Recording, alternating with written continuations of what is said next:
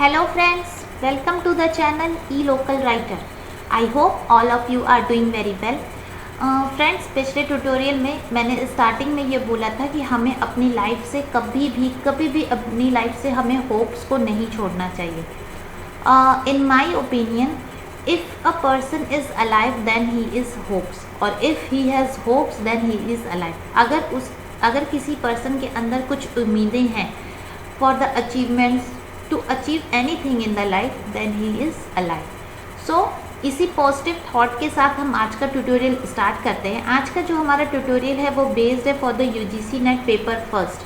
UGC net के paper first में हमने ये ऑब्ज़र्व किया है कि उसमें कुछ फिक्स्ड पैटर्न के हिसाब से क्वेश्चंस आते हैं. जैसे कि उसमें कुछ क्वेश्चंस जो है वो टीचिंग बेस्ड होते हैं, कुछ रिसर्च बेस्ड होते हैं, कुछ लॉजिकल रीजनिंग बेस्ड होते हैं, जो हमने पिछले 2-3 ट्यूटोरियल में कवर किए हैं. और आज के ट्यूटोरियल में जो हम पॉइंट डिस्कस करने जा रहे हैं वो for the computer MCQs. UGC net का आप पिछले कितने भी पेपर्स उठा के चेक करिए, कुछ 4 से 5 क्वेश्चन ज़रूर कंप्यूटर बेस्ड होते हैं. और उन कंप्यूटर बेस्ड क्वेश्चंस में कुछ फिक्स्ड पैटर्न भी होता है. कुछ ऐसे टॉपिक्स होते हैं जिनके क्वेश्चंस अलग अलग ढंग से लेकिन उसी सेम टॉपिक पर होते हैं. तो आज हम उन्हीं को डिस्कस करेंगे और उनको डिटेल में समझने की कोशिश करेंगे, ताकि अगर उससे रिलेटेड कुछ भी क्वेश्चंस आए तो हम अपने मार्क्स गेन कर सकें. और कंप्यूटर बेस्ड जो क्वेश्चंस हैं वो आपको सॉल्व करने में कुछ खास टाइम नहीं लगेगा. विद इन 1-2 सेकेंड्स और 5 सेकेंड्स आप अपना आंसर टिक कर सकते हैं. तो इसलिए आपको इस टॉपिक को अपने एग्ज़ाम के पर्पज़ से कंसिडर करना चाहिए और प्रिपेयर करके जाना चाहिए, ताकि आपके मार्क्स बढ़ सकें. सो फर्दर अपना ट्यूटोरियल स्टार्ट करते हुए हम पहले क्वेश्चन पर आते हैं. जो पहला क्वेश्चन है वो बहुत ही कॉमन टॉपिक पर है. सबसे कॉमन टॉपिक जो कि लगभग हर साल हर पेपर में मिलता है वो होता है इन यूनिट्स को अरेंज करना. अभी क्या है फ्रेंड्स कि इस यूनिट को अरेंज तो हम कर सकते हैं, लेकिन अगर हम आज इसे ऐसे ही अरेंज कर देंगे बिना इन टर्म्स को समझे हुए, तो फिर फर्दर जब ये पूछे जाएंगे किसी और तरीके से तो फिर हमें सॉल्व करने नहीं आएगा. तो इसलिए हम इसे इस तरीके से सीखेंगे कि हम इसे फर्दर भी कुछ भी पूछा जाए इनसे रिलेटेड तो हम उन्हें कर सकें. तो फ्रेंड्स, जो सबसे छोटी यूनिट होती है कंप्यूटर साइंस में वो होती है बिट. तो सबसे छोटी यूनिट है बिट, और बिट क्या कंटेन करता है, या 0 या 1. ठीक, तो बिट में क्या पड़ा है, 0 या 1. तो पहली चीज़ हमें समझ में आई कि सबसे छोटी यूनिट है बिट. दूसरी छोटी यूनिट है byte. So 1 byte equals to 8 bit. तो अभी हमें ये क्लियर हुआ कि बिट के बाद आएगा बाइट. अच्छा, उसके बाद हम लोग चेक करते हैं किलो बाइट. तो किलो बाइट, जैसे कि किलो हमारे उसमें होता है रेगुलर लाइफ में, सो किलो बाइट जो होता है वो 1024 बाइट होता है. ठीक, so 1 kilobyte equals to 1024 byte. इतना क्लियर हुआ. उसके बाद आता है मेगा बाइट. ठीक, मेगा बाइट होता है 10 टू पावर 6. अगर पर्टिकुलर नंबर पे ना जाए, क्योंकि हमें पर्टिकुलर डिजिट नहीं पूछी जाती है कितना होगा, लेकिन it is approx 10 to power 6 bytes. ठीक, उसके बाद नेक्स्ट आती है gigabyte. So gigabyte होती है 10 टू पावर 9. ठीक, और उसके बाद आती है टेरा बाइट जो कि होती है 10 टू पावर 12. तो इस तरीके से अब आप अरेंज करेंगे तो सबसे पहले क्या आएगा, F, उसके बाद आएगा B, उसके बाद आएगा A, उसके बाद आएगा C, उसके बाद E और उसके बाद D. तो इस हिसाब से हमारा आंसर आएगा ऑप्शन नंबर 3. सो इस तरीके से अगर हम इन टर्म्स को समझते, अब आपको कभी भी अगर मेगाबाइट पूछेगा, मेगाबाइट से टेराबाइट पूछेगा. अच्छा, इसके अलावा एक और होता है, मेन जो यूनिट्स हैं उनमें एक और यूनिट होती है पेटाबाइट. Sorry petabyte. तो पेटाबाइट कितनी होती है, वो होती है 10 टू पावर कितनी 15। ठीक, तो पेटाबाइट होती है 10 टू पावर 15। तो ये जब हमको यूनिट्स की डिटेल क्लियर रहेगी ना, तो इससे रिलेटेड जब भी क्वेश्चंस आएंगे तो हम उनको ईजिली कर लेंगे। और ये ज़रूरी है कि कोई ना कोई क्वेश्चंस इन पर बेस्ड ज़रूर मिलते हैं एग्ज़ाम में। आई होप अब आपको ये क्लियर हुआ होगा।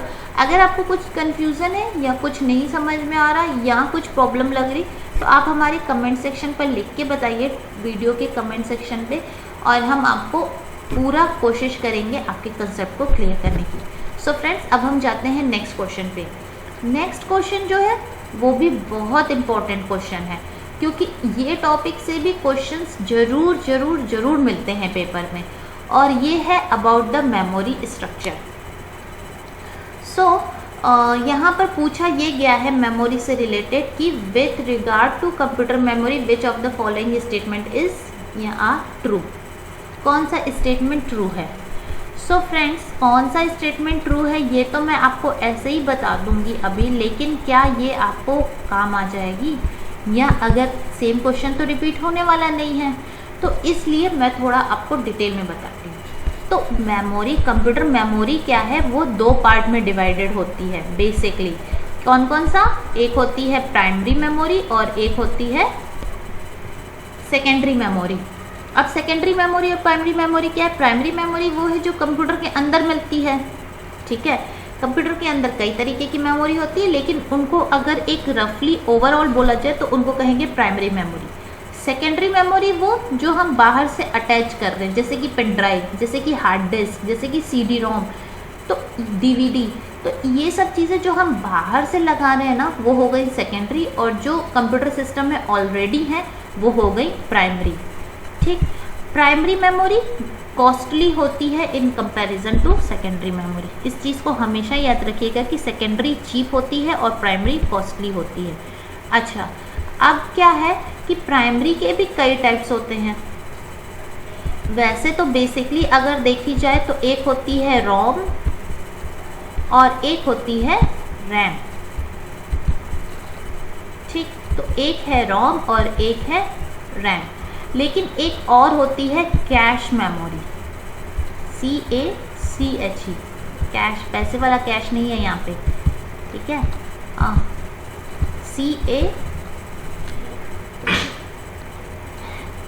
CACHE, cache memory. ठीक है, तो प्राइमरी मेमोरी में अभी बेसिकली ये 3 पार्ट्स, रोम, रैम और cache. ROM is read only memory. इसका डेटा हम केवल रीड कर सकते हैं। ऐसी मेमोरी जिसका डेटा हम केवल रीड कर सकते हैं, लेकिन हम उसमें कुछ चेंजेस नहीं ला सकते, जैसे कि हमारे कंप्यूटर का ऑपरेटिंग सिस्टम। अच्छा, जब कभी भी आप अपना कंप्यूटर स्टार्ट करते हैं, लैपटॉप स्टार्ट करते हैं, मोबाइल स्टार्ट करते हैं, स्विच ऑफ करके ऑन करते हैं, तो क्या होता है? पहले वो ऑटोमेटिक लोडिंग करता है, उसमें क्या आप कुछ चेंजेस ला सकते हैं? नहीं। तो वो जो डेटा लिखा हुआ है वो जहाँ पर स्टोर है वो होता है ROM. And second is random access memory, जिसको हम लोग एक्सेस कर सकते हैं, जिसको हम लोग इस्तेमाल कर सकते हैं, वो होती है रैम।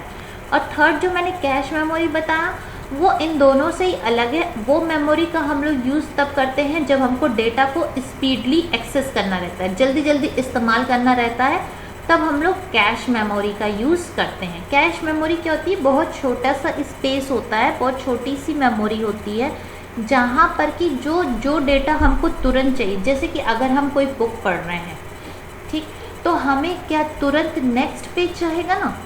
जो नेक्स्ट पेज है वो इस कैश मेमोरी में पड़ा रहता है, ताकि हमको जब कभी भी उसको एक्सेस करना हो वो फट से एक्सेस हो सके, और यूज़र को ये लगे कि जैसे कि नेक्स्ट पेज ही ओपन हो रहा है। लेकिन एक्चुअली क्या हो रहा है कि वो कहीं डेटा से प्राइमरी मेमोरी के मेन मेमोरी में कहीं वो रखा हुआ है, या रैम में रखा हुआ है, और रैम से उसको एक्सेस किया जा रहा है कैश मेमोरी की हेल्प से।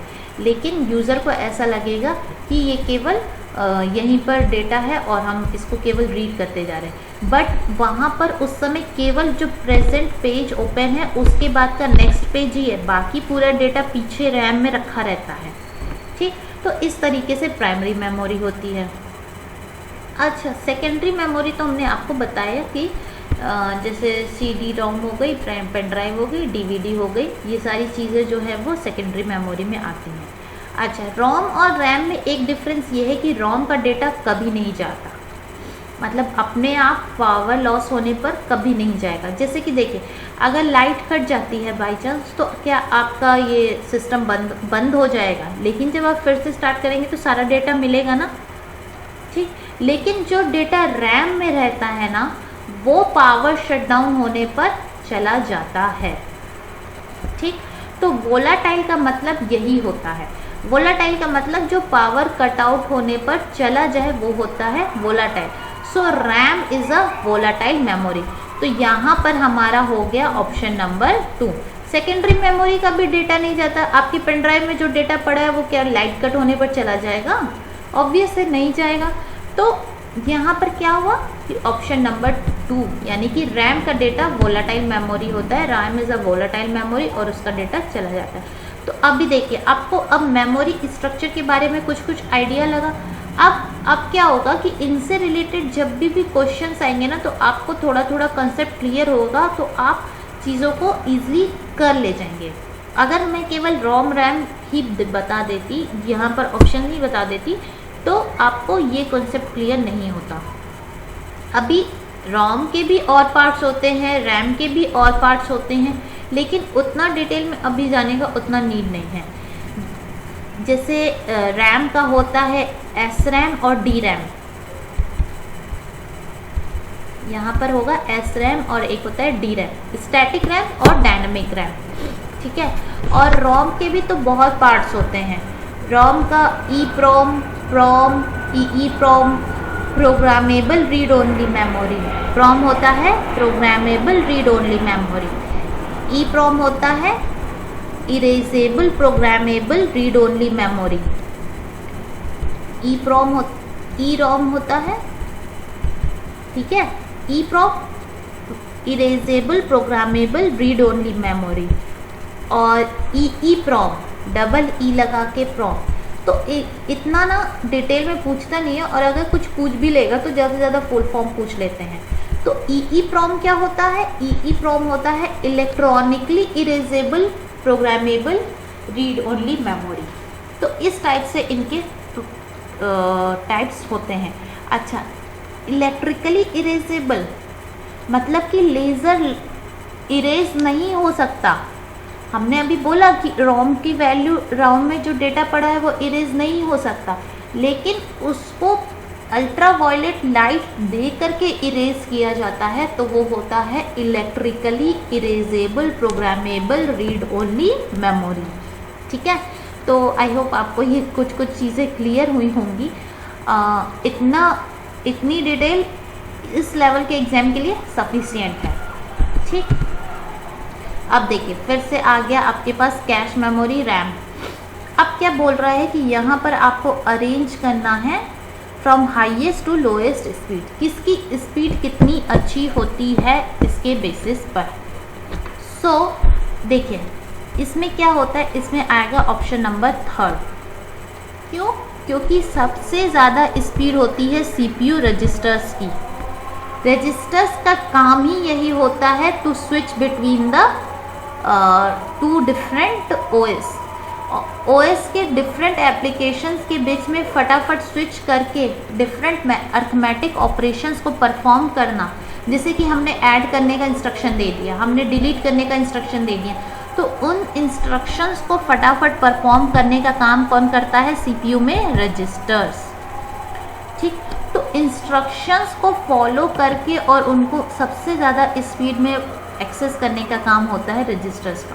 उसके बाद आती है कैश मेमोरी। कैश मेमोरी मैंने आपको बताया कि जिस डेटा की हमको एकदम एक्टिवली ज़रूरत है उसको अपने पास रखेगा और बाकी डेटा पीछे मेन मेमोरी रैम में पड़ा रहेगा।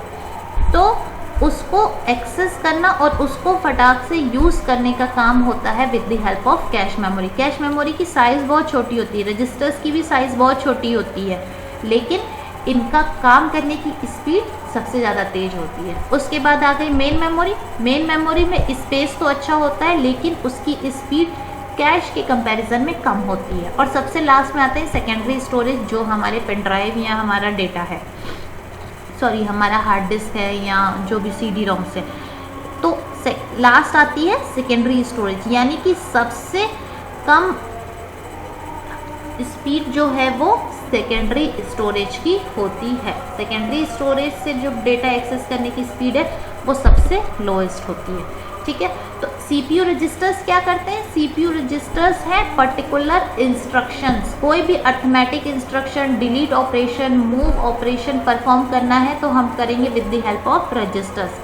कैश मेमोरी क्या है? कैश मेमोरी पर्टिकुलर पेज को स्टोर करना, पर्टिकुलर जिस डेटा को हम रीड कर रहे हैं उसके बाद का नेक्स्ट वैल्यू को स्टोर करने का काम करती है।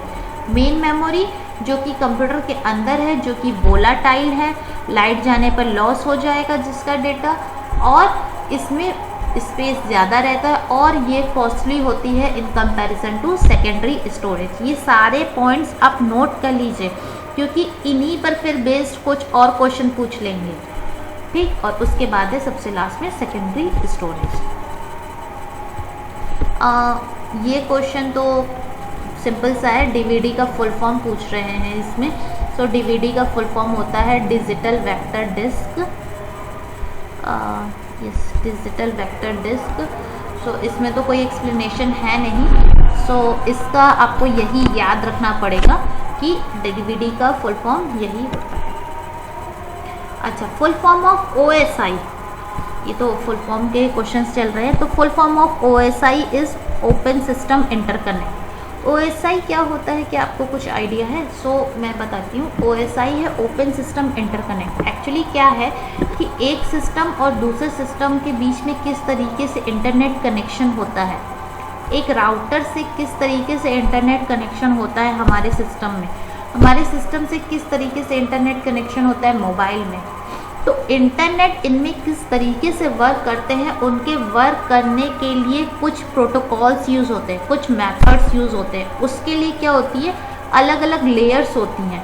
तो उसके लिए जो 7 लेयर्स बनाई गई हैं, 7 लेयर्स बनाई गई हैं, तो उन लेयर्स का जो बेस होता है वो होता है OSI। So OSI is a method, वो और कुछ नहीं है, ये एक मैथड है to interconnect two systems through internet. Internet से दो सिस्टम्स को कनेक्ट करने का प्रोसीजर जो होता है वो होता है with the help of OSI। ठीक है, दो सिस्टम को कनेक्ट करने का procedure to connect them to the internet, internet से उनको कनेक्ट करने का जो प्रोसीजर है वो होता है with the help of OSI। So OSI में होते हैं 7 लेयर्स। ठीक, 7 लेयर्स कौन कौन सी होती हैं? 7 लेयर्स होती हैं, पहली होती है फिजिकल लेयर, ठीक, दूसरी होती है डेटा लिंक लेयर, ठीक, तीसरी होती है इंटरनेट लेयर। इस तरीके से करते हुए 7 लेयर्स होती हैं। ठीक है, तो 7 लेयर्स में कितनी लेयर हमने बताई अभी? फिजिकल लेयर, सबसे पहले फिजिकल लेयर, फिर डेटा लिंक लेयर, फिर नेटवर्क लेयर, फिर ट्रांसपोर्ट लेयर, फिर सेशन लेयर और फिर एप्लीकेशन लेयर। ठीक है, तो इस तरीके से करके यहाँ पर होती हैं 7 लेयर्स ऑफ स्ट्रक्चर। अब इन लेयर्स की हेल्प से डिफरेंट उसमें पैकेट्स भेजे जाते हैं और इस तरीके से वो काम करते हैं। तो सबसे पहली मैंने कौन सी बताई? Physical layer. फिर सेकंड कौन सी बताई? Data link layer. फिर थर्ड कौन सी बताई? Internet layer, internet layer. फिर फोर्थ कौन सी बताई? Transport layer. फिफ्थ कौन सी बताई? Session layer. ठीक, सिक्स्थ कौन सी बताई? Presentation layer. और लास्ट कौन सी बताई? Application layer. तो इन लेयर्स की हेल्प से डेटा ट्रांसफ़र होता है। इन लेयर्स को आप केवल नाम भी याद रख सकते हैं, केवल नाम की हेल्प से भी, इतना ज़्यादा इनके डिटेल में नहीं पूछा जाता है। फिजिकल लेयर का काम होता है बिट्स को ट्रांसफ़र करना, फिर डेटा लिंक लेयर में भी 2 लेयर्स आती हैं, इतना डिटेल में नहीं पूछा जाता है, बट डेटा लिंक लेयर भी ट्रांसफ़र करेगी। फिर प्रोटोकॉल यूज़ करते हैं इंटरनेट लेयर पे, डिफरेंट प्रोटोकॉल्स होते हैं ना, किसी को भी इंटरनेट पर ट्रांसफ़र करने के लिए कोई भी डेटा। तो उसके बाद ट्रांसपोर्ट लेयर ट्रांसपोर्ट करती है, उसके लिए भी 2 मेथड होते हैं, UDP TCP। उसके बाद सेशन लेयर सेशन चेक करती है, प्रेजेंटेशन लेयर उसका ओवरऑल प्रेजेंटेशन बनाती है, और एप्लीकेशन के फॉर्म में हमारे डेटा को भेज देती है। तो इस तरीके से पूरा डेटा का ट्रांसफ़र होता है। तो OSI का फुल फॉर्म क्या होता है? ओपन सिस्टम इंटरकनेक्ट, जिसमें कि हम लोग क्या पढ़ते हैं? हम लोग पढ़ते हैं for the transfer of data from one system to another with the help of internet. और OSI को परफॉर्म करने के लिए 7 डिफरेंट लेयर्स का यूज़ होता है, जो कि ये 7 होती हैं। ठीक, अच्छा, OSI लेयर के अलावा एक और लेयर होती थी, पहले जो यूज़ होती थी वो होती थी TCP लेयर। ठीक, जो यहाँ पे आप ट्रांसपोर्ट लेयर पढ़ रहे हैं ना, वो ही एक्चुअली TCP लेयर में होती थी, और उसमें तब 7 लेयर्स ना हो करके आई थिंक 4 या 5 लेयर्स होती थी, मुझे एग्जैक्ट याद नहीं आ रहा है इस टाइम। तो वो मेथड इस टाइम यूज़ नहीं होता, अब केवल OSI ही मेथड यूज़ होता है। सो आई होप ये कंप्यूटर नेटवर्किंग का पार्ट है, तो लेकिन ये बहुत ही उसका बेसिक हिस्सा है, तो ये UGC नेट में पूछा जा सकता है। Now the next question is an unsolicited email message send to many recipient at once is a. एक ऐसा मैसेज ईमेल जो कि कईयों को एक साथ भेजा जाए और जो अब मतलब अनसॉलिसिटेड हो, मतलब ज़्यादा नोन ना हो, ज़्यादा यूज़फुल ना हो, तो उसको हम लोग कहते हैं स्पैम। आपकी ईमेल आईडी पर अक्सर ही स्पैम पड़े रहते हैं, ये उसी स्पैम की बात हो रही है। हमारी ईमेल आईडी में अक्सर ही स्पैम मिलते हैं ना, वो क्या होते हैं? वो किसी चीज़ का एडवर्टीज़मेंट है, या कोई ऐसे जैसे लोकल कंपनीज़ हैं उनका कोई एडवर्टीज़मेंट हो गया, उनका डेटा हो गया, उनका इनविटेशन हो गया। तो वो सब चीज़ें जो कि एक साथ कई लोगों को भेज दी गई हैं और जिनके कुछ खास वैल्यू नहीं है, जिनसे कभी हमारा पहले इंटरेक्शन नहीं रह चुका है, तो उनको ईमेल क्या करता है? उनको स्पैम में डाल देता है। बाकी ये सब जो वायरस है या थ्रेड्स हैं या वॉर्म्स हैं, वो एक सिस्टम से दूसरे सिस्टम में ट्रांसफ़र होते हैं, वो ईमेल के द्वारा नहीं भेजे जाते हैं। Which of the following is a characteristic of web 2.0 application? So ये इस क्वेश्चन में पूछ रहा है कि वेब 2.0 में कौन सी कैरेक्टरिस्टिक फॉलो होती थी। तो वेब 2.0 होती थी नहीं, मतलब अभी भी होती है। वेब 2.0 एप्लीकेशन क्या है? ये टॉम रेले द्वारा दिया गया था। तो इसमें क्या होता है कि जिस तरीके से, जैसे कि हम लोग डिफरेंट सोशल मीडियाज़ को यूज़ करते हैं to interact between the 2 people, 3 people, मतलब मल्टीपल पीपल। तो इंटरेक्शन का जो काम होता है वो पहले नहीं होता था। आजकल की जो सोशल मीडिया है, जैसे लिंक्डइन है, जैसे कि फेसबुक है, और डिफरेंट व्हाट्सएप है, तो ये जो सोशल मीडियाज़ की हेल्प से इंटरेक्शन होता है, वो ही फीचर होता है वेब 2.0 एप्लीकेशन का। सो ये सारे जो भी अभी हमने क्वेश्चन सॉल्व किए हैं या आगे जो भी हम देखते जा रहे हैं, ये सारे प्रीवियस ईयर पेपर्स के सॉल्व क्वेश्चंस हैं। तो प्रीवियस ईयर पेपर्स में जब इस टाइप का पैटर्न का पूछा गया है, तो इनसे रिलेटेड वो आगे भी पूछते ही रहेंगे, भले क्वेश्चंस को कुछ आगे पीछे कर दें। तो वेब 2.0 का जो कैरेक्टरिस्टिक है वो यही है कि लोगों को आपस में इंटरेक्ट करवाना सोशल मीडिया की हेल्प से। सो जो पहला ऑप्शन है, multiple users schedule their time to use web 2.0 1 by 1, तो ये तो हो ही नहीं सकता। क्यों? क्योंकि यहाँ पर एक करके यूज़ करना है, और जबकि वेब 2.0 इस तरीके से काम नहीं करता है। ये शायद वेब 1.0 का जब वर्जन था तब की ये बात थी। तो web 2.0 application are focused on the ability for people to collaborate and share information online, यही उसकी कैरेक्टरिस्टिक होती है। Web 2.0 provide user with the content rather than facilitating using to create it. नहीं, ये भी नहीं होगा, क्योंकि वहाँ पर लोग अपना डेटा क्रिएट भी कर सकते, कंटेंट को केवल देख नहीं सकते। यहाँ पर बोल रहा है कि केवल यूज़र को कंटेंट को देखने देता है लेकिन क्रिएट नहीं करने देता, जबकि ऐसा नहीं है। अगर आप फेसबुक पर हैं तो आप अपना कंटेंट को, अपने डेटा को बना भी सकते हैं, आप कुछ भी अपलोड कर सकते हैं, पोस्ट कर सकते हैं, शेयर कर सकते हैं, तो ऐसा भी नहीं होता। और last is uses only static pages. Static pages भी केवल नहीं यूज़ होते, डायनामिक पेजेस होते हैं। तो स्टैटिक और डायनेमिक कौन से होते हैं? स्टैटिक पेजेस वो जो कि रेंडमली चेंज ना हो, ठीक।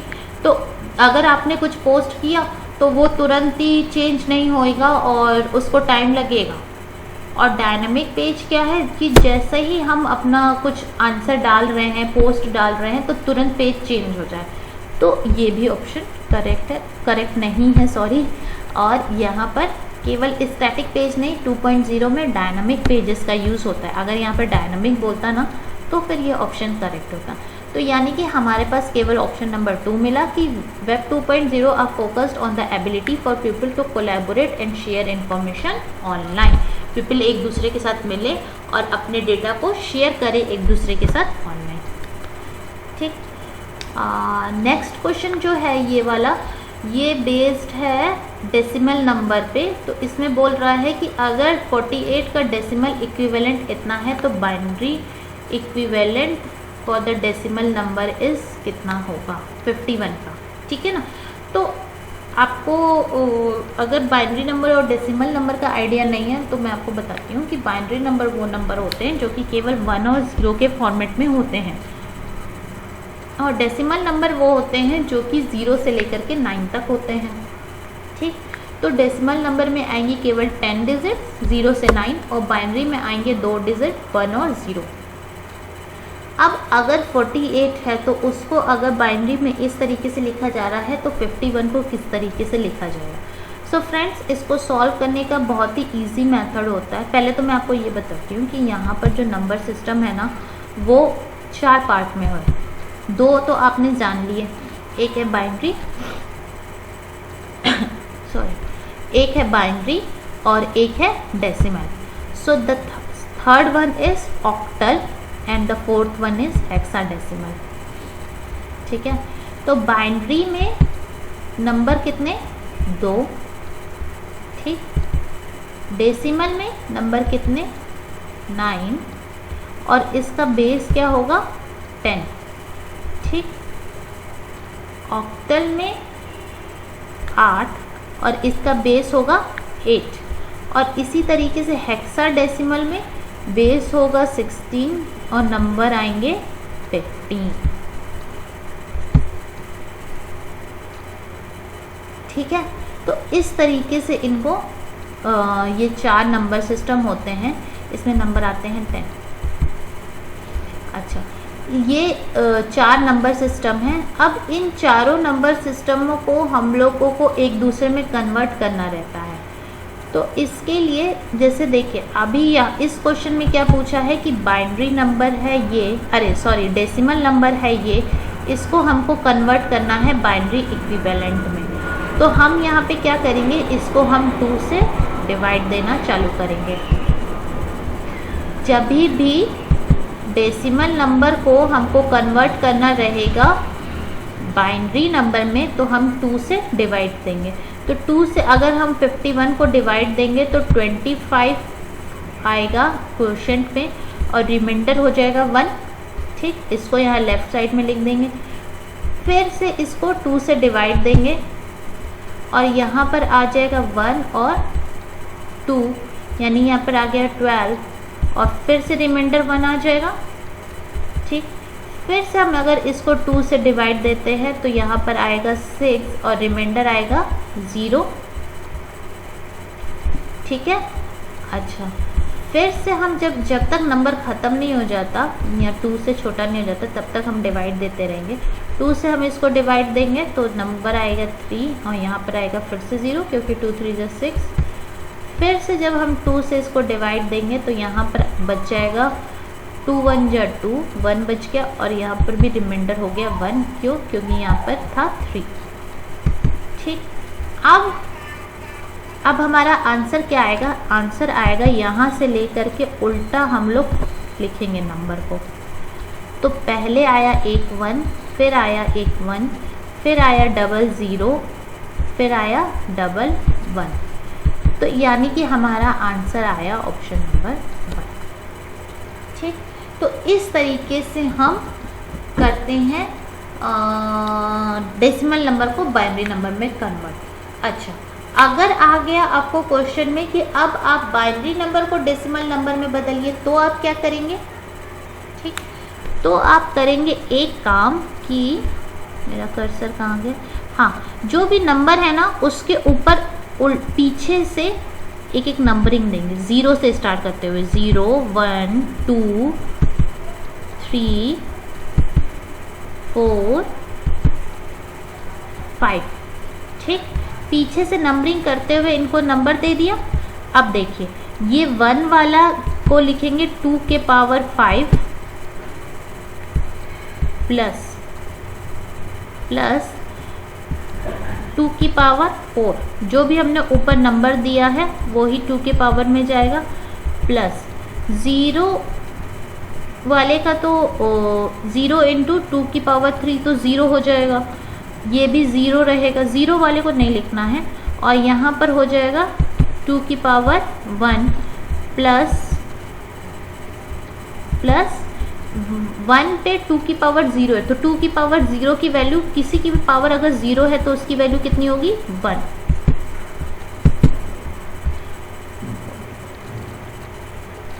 अच्छा, ठीक है, अब इसको सॉल्व करते हैं। तो 2 की पावर 5 कितना होगा? 2 को 5 टाइम, यानी 2 2 जा 4, 2 जा 8, 2 जा 16, 2 जा 32। तो 32 हो गया ये, प्लस 2 जा 4, 2 जा 8, 2 जा 16, प्लस 2 की पावर 1 और 1 को ऐड कर देंगे तो यहाँ पर आएगा 3। तो यहाँ पर टोटल अगर हम इसको ऐड कर देंगे तो आंसर आ जाएगा वापस से 51, जो कि हमारा क्वेश्चन में था। ठीक है, तो इस तरीके से डेसिमल को बाइनरी में और बाइनरी को डेसिमल में कन्वर्ट किया जाता है। सो आई होप आपको ये चीज़ें क्लियर हुई होंगी। आज के हमारे क्वेश्चंस यहीं पे ख़त्म होते हैं। आई होप आपको आज का ट्यूटोरियल समझ में आया होगा। अगर आपको ये क्लियर हो रहा है तो प्लीज़ हमारे चैनल को सब्सक्राइब करिए और हमारे वीडियोस को शेयर करिए with your friends, with your colleagues, so that they can also understand the things more clearly. अगर आपको किसी पर्टिकुलर टॉपिक पर ट्यूटोरियल चाहिए तो आप हमें लिख के बताइए, हम उन पर ट्यूटोरियल्स बनाने की पूरी कोशिश करेंगे। So friends, please subscribe to our channel, share the videos and like the videos. Thank you for the listening.